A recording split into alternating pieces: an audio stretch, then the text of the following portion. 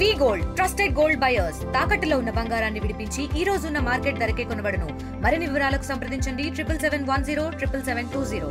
30,000 కోట్లు 1500 ఎకరాల భూమి 3,200 మెగావాట్ల థర్మల్ విద్యుత్ ఉత్పత్తికి ఆమ్దాల వలస నియోజకవర్గం సరుబుజ్జిలి బూర్జ మధ్యన నిర్మించేందుకు ప్రతిపాదన రూపొందించారు. ఈ ప్రతిపాదన రూపొందించడంతోనే ఆ పరిసర ప్రాంతాలంతా కూడాను థర్మల్ పవర్ ప్రాజెక్టు నిర్మాణాన్ని వ్యతిరేకిస్తూ ఆందోళన చేపడుతున్నారు. కాకపోతే వెనుకబడిన ఉత్తరాంధ్ర జిల్లాల్లో ఈ అభివృద్ధి చేయాలనే ఉద్దేశంతో ఆమదాల వలస నియోజకవర్గం ఎమ్మెల్యే పియూసీ చైర్మన్ కోన రవికుమార్ రాష్ట్ర ప్రభుత్వంతో దెబ్బలాడి మరీ థర్మల్ పవర్ తేవడం జరుగుతుంది. కాకపోతే ఈ ప్రాజెక్ట్ నిర్మాణంలో ఎటువంటి భూసేకరణ జరుగుతుంది, అదేవిధంగా ఆ థర్మల్ పవర్ ప్రాజెక్టుకు అవసరమైన నీటిని ఎక్కడి నుండి తెస్తారు, ఆ ఆందోళన చేపడుతున్న వారికి నెలకొన్నటువంటి ఈ అనిశ్చితను ఏ విధంగా తొలగిస్తారని ప్రస్తుతం మనతో మాట్లాడిన కోన రవికుమార్ను చూస్తే కనుక థర్మల్ పవర్ ప్రాజెక్ట్ నిర్మాణం విషయంలో ప్రతిపాదనలోనే ఈరోజు ఇంత ఆందోళన చేపడుతున్నారు. దీని నిర్మాణం సాధ్యాల వెనుక వారికి ఉన్నటువంటి అనిశ్చితను ఏ విధంగా తొలగిస్తుంది? ఆర్టీవీ మీడియా వారికి నమస్కారం, అలానే ప్రేక్షకులకు అందరూ నమస్కారం. ఈరోజు థర్మల్ పవర్ ప్లాంట్ పెట్టించాలనే ఆలోచన ఈనాటిది కాదు. నాకు గడచిన శాసనసభ్యుడిగా నేను ఎన్నికైన తర్వాత శ్రీకాకుళం జిల్లా ఉన్నటువంటి పరిస్థితులు, ఆమదాల వలస నియోజకవర్గాన్ని ఏ రకంగా అభివృద్ధి చేయాలి అనేటటువంటి ఆలోచన విధానంతోనే అభివృద్ధి అంటే ఏవో 4 రోడ్లు వేయడమే కాదు, ఉద్యోగ అవకాశాలు కల్పించబడాలి. ఎందుకనంటే ఈరోజు గ్రామీణ ప్రాంతాల్లో కానీ ప్రతి దగ్గర కూడా చదువుకున్నటువంటి నిరుద్యోగ యువకులు ఉపాధి అవకాశాలు లేక ఉద్యోగాలు రాక ఎంతోమంది ఈరోజు కూడా పెళ్లి కాకుండా ఉండిపోయినటువంటి వాళ్ళు చాలామంది ఉంటున్నారు. ఇది సమాజానికి చాలా ప్రమాదం. అంత దూరచూపుతో ఆలోచించి థర్మల్ పవర్ ప్రాజెక్టే తేవాలనేటువంటి దృక్పథాన్ని ఎందుకు మీరు ఎంచుకున్నారు? ఇప్పటికే సోంపేట, కాకరాపల్లి ప్రాంతాల్లో థర్మల్ పవర్ ప్రాజెక్టు వ్యతిరేకంగా చేపట్టినటువంటి ఆందోళన 6 చనిపోయారనే విషయం రవికుమార్కి తెలియదు. అసలు థర్మల్ అంటే ఏంటండి? మీరు యు డోంట్ కంపేర్ మీడియా వారికి కానీ, ప్రజలకు కానీ, ప్రతిపక్షాలు కానీ, లేదు ఎవరైతే ఆదివాసీ సంఘాల వాళ్ళకి కానీ అందరికీ నేను విజ్ఞప్తి చేస్తున్నది, కాకరాపల్లి వేరు, అలానే అక్కడ సోంపేట వేరు. ఈరోజు నేను ప్రతిపాదించిన స్థలం నైసర్గిక స్వరూపం వేరు. అందరం మనుషులమే, భగవంతుడు మనల్ని అందరినీ మనుషులుగానే పుట్టిస్తున్నాడు, కానీ ఎవరి రూపం వాళ్ళది. అలానే కాకరాపల్లిలో ఉన్నటువంటి భూమి నైసర్గిక స్వరూపం, అక్కడ ఉన్నటువంటి పరిస్థితులు, అక్కడ ఉన్నటువంటి ఎన్విరాన్మెంట్స్ ఇది డిఫరెంట్. సోంపేటది వేరు. సరుబుజ్జిలి ప్రాంతంలో ఈరోజు నేను రూపొందించినటువంటి ప్రాంతం వేరు. దానికి దీనికి సారూప్యత లేదు. మీ అందరికీ నేను విజ్ఞప్తి చేసేది ఏంటంటే, you don't compare Kakarapalli and Sompeta. ఆ 2 ప్రదేశాల్లో కూడా గతంలో ప్రైవేటు వారి ఆధ్వర్యంలో, ప్రైవేటు యాజమాన్యంలో ఆనాడు అక్కడ ఫ్యాక్టరీ ప్రతిపాదనలు చేశారు. అక్కడ ఏంటి అసలు కాకరాపల్లి ఏంటి, ఆ భూములు ఏంటి? ఆ భూములన్నీ కూడా మన శ్రీకాకుళం కొండల మీద, గుట్టల మీద, భూమి మీద పడినటువంటి వర్షం అనేక కాలువల గుండా లేకపోతే గడ్డలు అంటే న్యాచురల్ స్ట్రీమ్స్ గుండా పోయేటటువంటి పరిస్థితుల్లో సముద్రానికి ఈ నీరంతా కూడా సముద్రంలో చేరేటటువంటి పరిస్థితి ఉన్న ప్రాంతాలు అవి. ఒక్కొక్కసారి ఆటు పోట్లని వింటారు మీరు. సముద్రంలో ఆటు పోట్లని పౌర్ణమి నాడు, అమావాస్య నాడు సంభవించేటటువంటి ఆటుపోట్ల కారణంగా బ్యాక్ వాటర్స్, సముద్రం తాలూకా బ్యాక్ వాటర్స్ కూడా ఆ ప్రాంతంలో చేరుతుంటుంది. అందుకనే గతంలో అవన్నీ కూడా ఉప్పును పండించేటటువంటి ప్రాంతాలు అవి. ఉప్పును ఎలా పండించారు? సముద్రం తాలూకా బ్యాక్ వాటర్స్ అనేది, ఉప్పు నీళ్ళు అనేది ఆ ప్రాంతంలోకి రావడం వల్లనే ఉప్పు నీటి కొయ్యలుగా దాన్ని మార్చి ఉప్పును పండించేవాళ్ళు. ఆ ప్రాంతంలో దీన్ని ప్రతిపాదన చేశారు. కాబట్టి ఎక్కడైతే భూమి మీద పడినటువంటి వర్షం ఏదైతే నీళ్లు ఉంటాయో ఆ నీళ్లు సముద్రంలో కలిసేటటువంటి పరిస్థితుల్లో ఆ ప్రదేశాల్లో ఏదైతే సముద్రం తాలూకా నీళ్లు బ్యాక్ వాటర్స్ ఏవైతే వెనక్కి వస్తాయో ఆ ప్రదేశంలో దాని వలన అక్కడ చిత్తడి నేలలుగా మారిపోయినాయి. అక్కడున్న చిత్తడి నేల కావచ్చు, బేల ప్రాంతాన్ని పరిరక్షించుకున్నట్టుగా అక్కడ రైతులు అదేవిధంగా గ్రామస్తులను తీవ్ర ప్రతిఘటించారు. అప్పట్లో ఈ థర్మల్ పవర్ ప్రాజెక్టు వ్యతిరేక పోరాటానికి టీడీపీ కూడా మద్దతు తెలిపింది. ఈరోజు మీరు నిర్మించబోయే ఈ ప్రాంతంలో ఆదివాసులు ఆవాసం ఉంటున్నారు. మైదాన్ ప్రాంతాల గ్రామాలకు కూడాను ఎఫెక్ట్ ఉంటుంది. సుమారు 20 కిలోమీటర్ల మేర ఈ థర్మల్ పవర్ ప్రాజెక్ట్ సంబంధించిన యాష్ కారణంగా వారి బ్రతుకులు బుగ్గిపాలు అవుతాయి. మీరు మాట్లాడే భాష ఇది కరెక్ట్ కాదు, ఏది బుగ్గి కాదు. 25-30 సంవత్సరాల క్రితం నాటుకున్న టెక్నాలజీ వేరు, ఇప్పుడున్నటువంటి టెక్నాలజీ వేరు. నేను అడుగుతా ఉన్నాను మిమ్మల్ని, ఆనాడు అంబాసిడర్ కారు ఉండేది, ఈరోజు ఏమైంది అంబాసిడర్ కారు? కనిపిస్తుందా? ఈరోజు అనేక మార్పులు వచ్చాయి. ఎందుకు వచ్చాయి ఇవన్నీ? ఏదైతే ఈరోజు మనం కారులో ప్రయాణం చేస్తున్నాం, ఈ కారులో కూడా పొల్యూషన్ వస్తుంది, కార్బన్స్ విడుదల కావడం లేదా? కార్బన్స్ విడుదల అయితే ఆటోమేటిక్గా వేడి వస్తుంది. దీనికి మీరు ఇంట్లో ఎలకలు ఉన్నాయి కాబట్టి ఇల్లుని తగలెట్టేద్దామనే భాష మాట్లాడుతున్నారు. ఇది కరెక్ట్ కాదు. అసలు థర్మల్ పవర్ ప్రాజెక్ట్ అంటేనే పవర్ ప్రాజెక్ట్ మాట విన్నవండి. Let me complete. నేను చెబుతున్నది మీ ద్వారా ప్రధానికానికి, కాబట్టి పూర్తిగా సంపూర్ణం కానివ్వండి, అసంపూర్తిగా వద్దు. థర్మల్ పవర్ ప్లాంట్ ఈ ప్రపంచంలో నేను చెప్తున్నాను 176% పవర్ ఉత్పత్తి, కరెంటు ఉత్పత్తి థర్మల్ పవర్ ద్వారానే జరుగుతుంది. ఇది ప్రపంచంలో 176%. ఇకపోతే ఎందుకంటే మీకు చెప్పాలి, నేను చాలా దేశాలు, యూరోప్ దేశాల్లో అసలు సూర్యుడు కనబడని రోజులు కూడా ఉంటాయి. మరి మీరు అనే దాని ప్రకారం మరి ఏ రకంగా అక్కడ పవర్ వస్తుంది? సోలార్ రాదే, విండ్ రాదే, గ్రీన్ ఎనర్జీస్ రావే, ఓన్లీ థర్మల్. అంటే ఎక్కడ? అలాగే భారతదేశంలో 106 థర్మల్ పవర్ స్టేషన్స్ ఉన్నాయి. 106 ఉన్నాయి. ఈరోజు నెల్లూరు జిల్లా పారిశ్రామిక అభివృద్ధి జరిగింది. ఎందుకు జరిగింది? థర్మల్ పవర్ స్టేషన్ అక్కడికి వచ్చిన తర్వాత మాత్రమే పారిశ్రామికవేత్తలందరూ కూడా నాణ్యమైన కరెంటు ఉత్పత్తి అక్కడ అవకాశం ఉంది. కాబట్టి పారిశ్రామికవేత్తలందరూ కూడా పరిశ్రమలు అక్కడ పెట్టారు. ఈరోజు నెల్లూరులో శ్రీ సిటీ వచ్చింది, కొన్ని వేల ఎకరాల్లో పెట్టారు, కొన్ని వేల పరిశ్రమలు వచ్చాయి, కొన్ని వేల మందికి ఉపాధి కలుగుతుంది. వేల మంది అంటే 1,00,000 మందికి పైబడి ఈరోజు అక్కడ ఉపాధి కలుగుతుంది, ఉద్యోగ అవకాశాలు వచ్చాయి. ఎలా వచ్చాయండి? కానీ మాకు ఎలా ఉద్యోగాలు వస్తే థర్మల్ పవర్ ప్రాజెక్ట్ నిర్మాణం జరిగితే మా చదువులు వెనుకబాటుతనానికి మాకు అందులో కొలువులు ఎలా సాధ్యం అని కూడా ప్రశ్నిస్తాం. అదే అండి నేను ఇప్పుడు సరుబుజ్జిలి మండలంలో నేను ప్రతిపాదన చేసింది ఇప్పుడు ఈ రోజుకున్న దశ ఏంటంటే, అమ్మాయిని అబ్బాయిని పెళ్లి చూపులు జరిగాయి. పెళ్లి చూపులు జరిగిపోతే పెళ్ళి అయిపోయిందా? అవలేదు కదా. పెళ్లి చూపులు జరిగిన తర్వాత అమ్మాయికి అబ్బాయి నచ్చాలి, అబ్బాయికి అమ్మాయి నచ్చాలి, ఇంకా ఆ తర్వాత పెద్దలకు నచ్చాలి, అంతే కదా.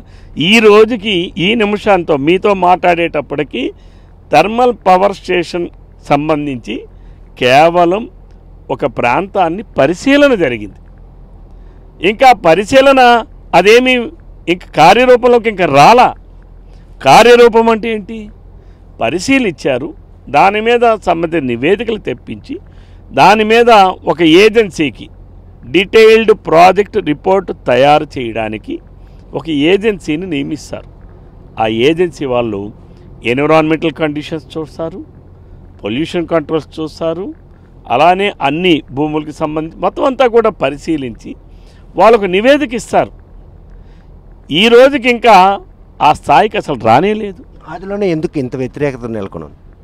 కొంతమంది స్వార్థపరులు, కొంతమంది అవినీతి పరులు, కొంతమంది ఈర్ష్యాపరులు, అసూయ ద్వేషం పెంచుకున్నటువంటి వాళ్ళు. పార్టీల మీద ఈర్ష్య ఉండొచ్చు, వ్యక్తుల మీద ఈర్ష్య ఉండొచ్చు. కోన రవికుమార్ ఎమ్మెల్యేగా ఉన్న కాలంలో ఇటువంటి పెద్ద పరిశ్రమ ఈ ప్రాంతానికి వస్తే రవికుమార్ గారు ప్రజల మధ్యన చిరస్థాయిగా ఉండిపోతారేమో ఒక భయం కావచ్చు, ఈర్ష్య అసూయ ద్వేషాలు కావచ్చు. కానీ ఆదివాసుల నుండే ప్రతిఘటన మొదలయ్యింది. మైదాన్ ప్రాంతం వాసులు కూడాను తీవ్ర భయాందోళన కూడా. మీరు చెప్పినట్టు ఇంకా ప్రతిపాదన దశలో ఉన్నటువంటి ఈ ప్రాజెక్టుకి ఇంత వ్యతిరేకత వస్తుందంటే కోన రవికుమార్ ఆశయం నెరవేరుతుందా? తప్పనిసరిగా నెరవేరుస్తాను. నా ఆశయం ప్రజల కోసం, నా కోసం కాదు, నాకేం అవసరం? నా బిడ్డలకి ఏమైనా ఇక్కడ ఉద్యోగాలు కావాలన్నా, నాకు వ్యక్తిగత ప్రయోజనాలు కూడా అక్కడ ఏం లేవు. ఇది ప్రభుత్వ నేను ఎందుకు దీనిని ప్రతిపాదించానంటే, ప్రభుత్వమే 30,000 కోట్ల రూపాయలు పెట్టి పరిశ్రమ పెట్టేటటువంటిది, ఇది ప్రైవేటు వ్యక్తులకు కాదు, ప్రభుత్వం పెడుతుంది. ఈరోజు నన్ను ఎమ్మెల్యేగా ప్రజలు ఎందుకు గెలిపించారు? నియోజకవర్గాన్ని అభివృద్ధి చేయమని, నియోజకవర్గాన్ని అన్ని రంగాల్లో ముందుంచమని, ఉద్యోగ ఉపాధి అవకాశాలు కల్పించమని. నేను తెల్లవారితే ఇంటి నుంచి బయటకు వస్తే నన్ను కలిసేటటువంటి ప్రతి సందర్శకుల్లో 190% ఉద్యోగాల కోసమే వచ్చాయి. మీరు కూడా ఇప్పుడు ఉన్నారు కదా ఇంటి దగ్గర. అంతలా పరితపిస్తున్నారు ఉపాధి కల్పనలో.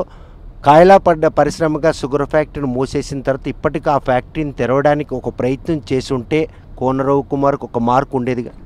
అసలు నాకు ఆ మార్క్ అక్కర్లేదు.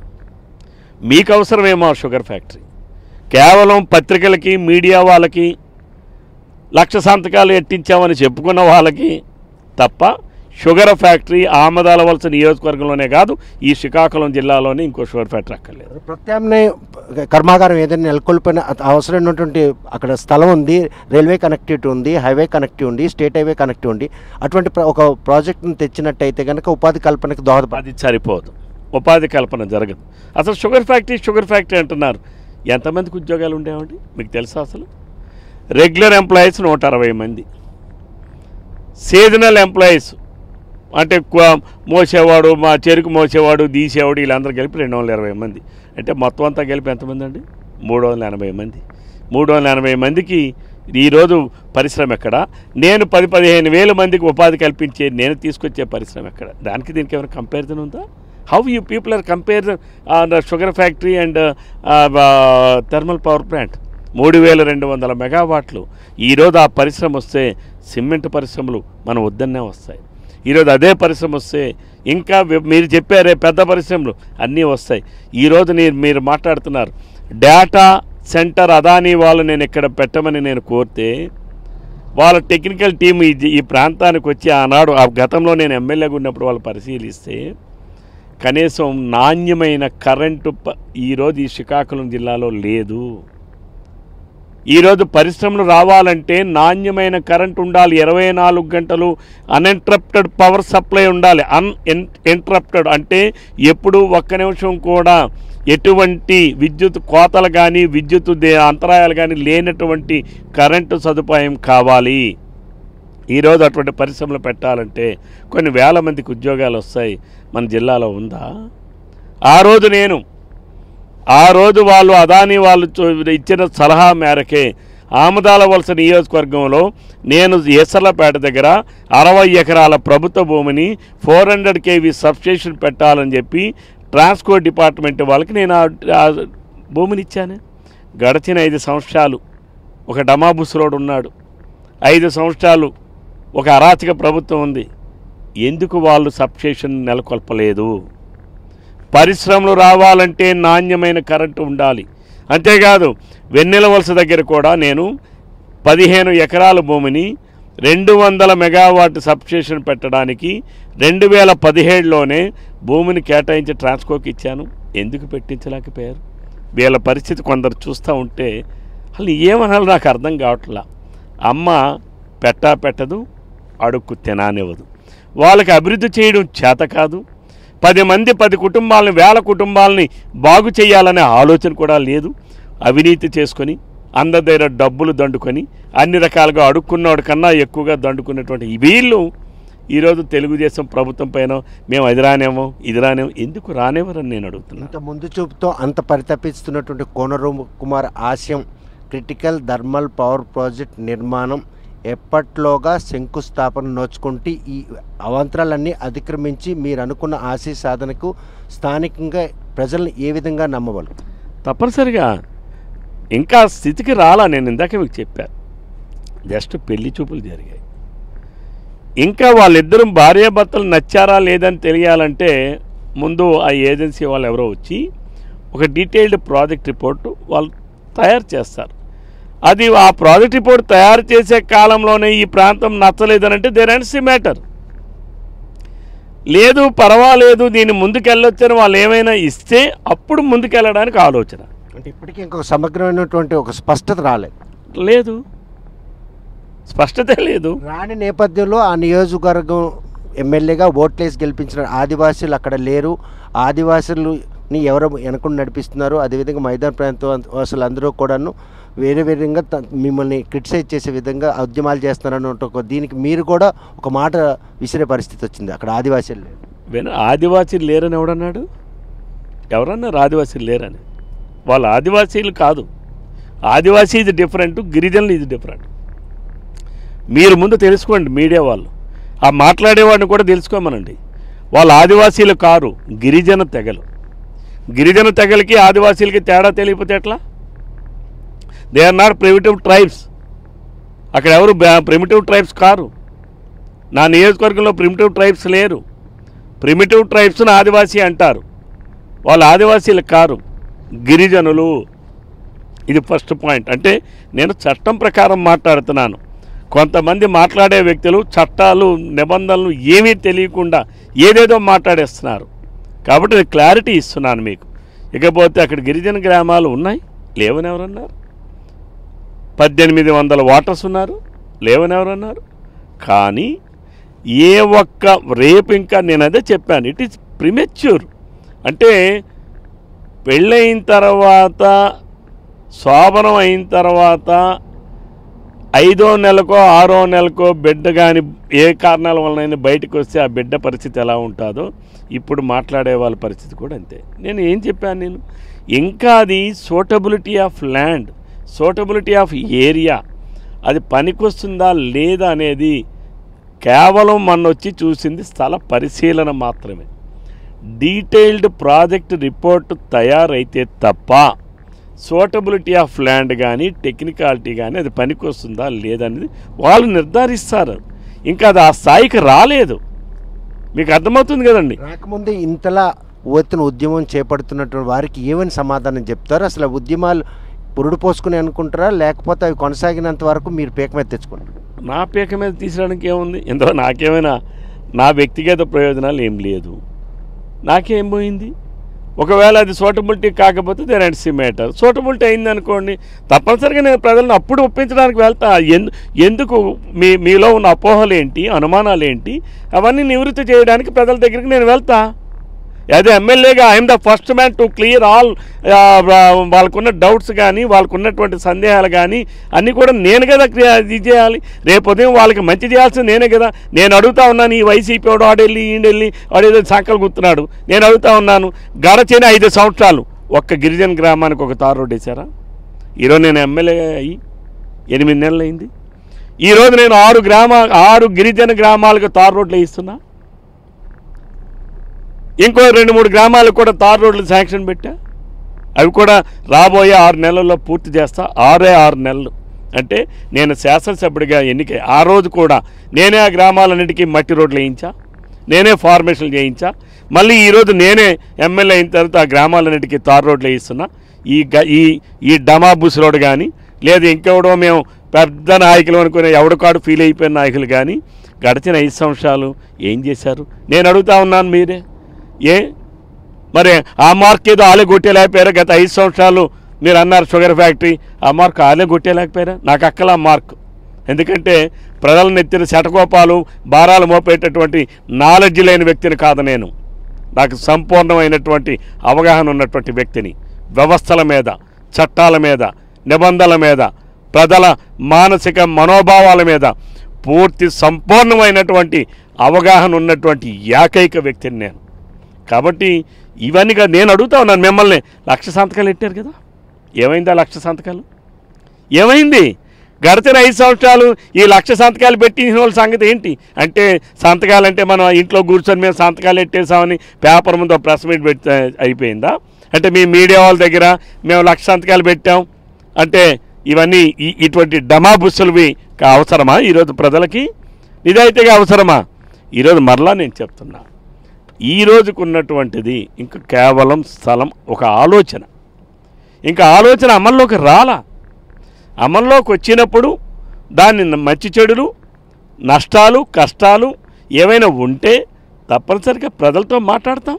అది గిరిజనులు కాబట్టి గిరిజనులే ప్రజల, దళితులు ప్రజలు గారా? బీసీల ప్రజల గారా? వాళ్ళందరూ అక్కడ లేవా? వాళ్ళందరూ మనోభావాలు కాదా? నేను చూసేది వాళ్ళు గిరిజనులైన, దళితులైన, బీసీలైన, ఓసీలైన ప్రజలే.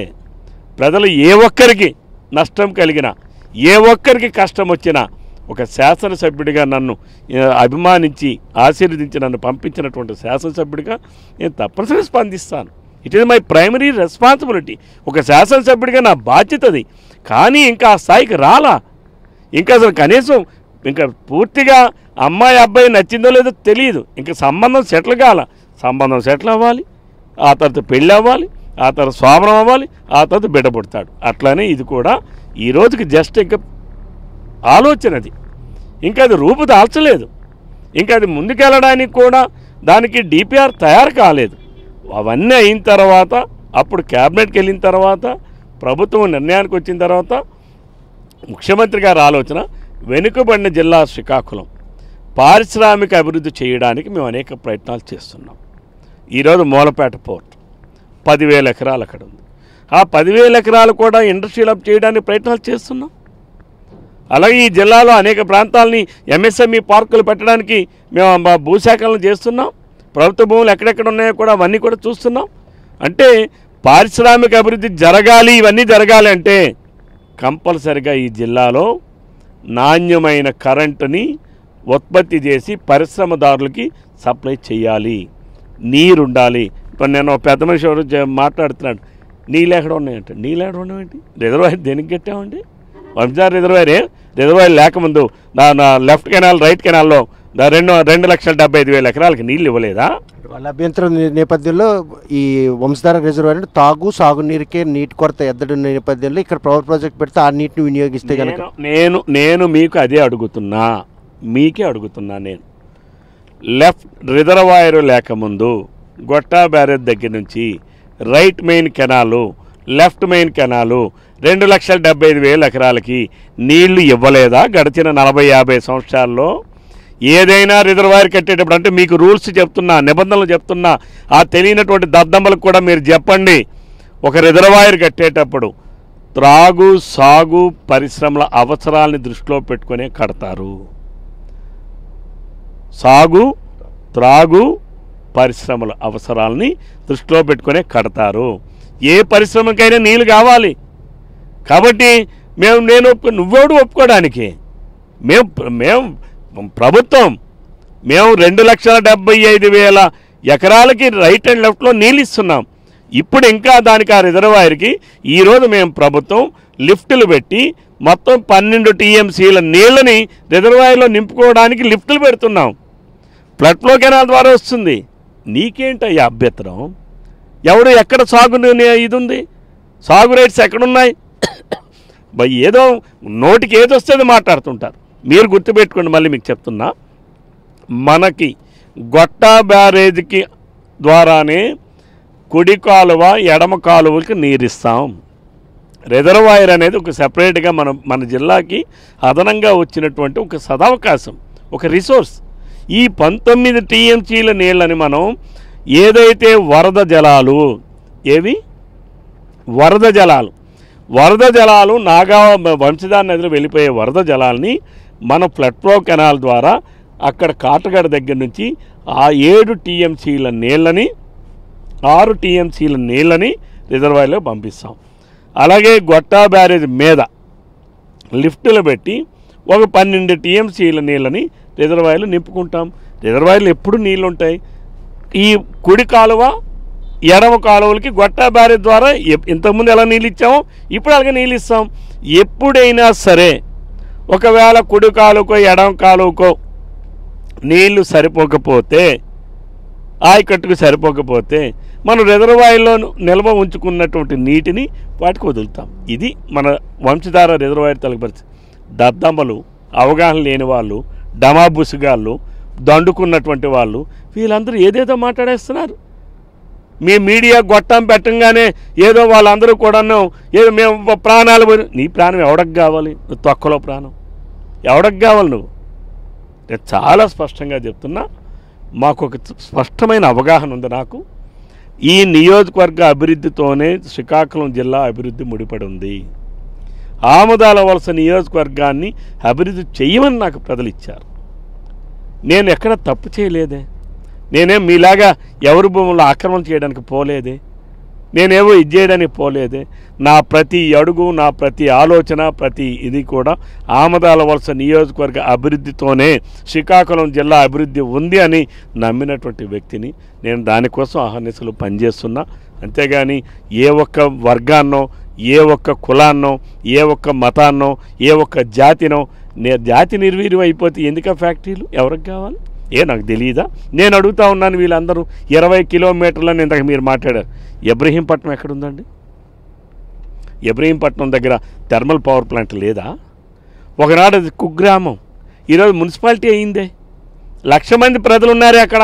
మరి మీరు ఇందాక మాట్లాడారు 20 కిలోమీటర్ల దగ్గర అందరూ చచ్చిపోతారు అన్నట్టు మాట్లాడారు. మీరు చాలా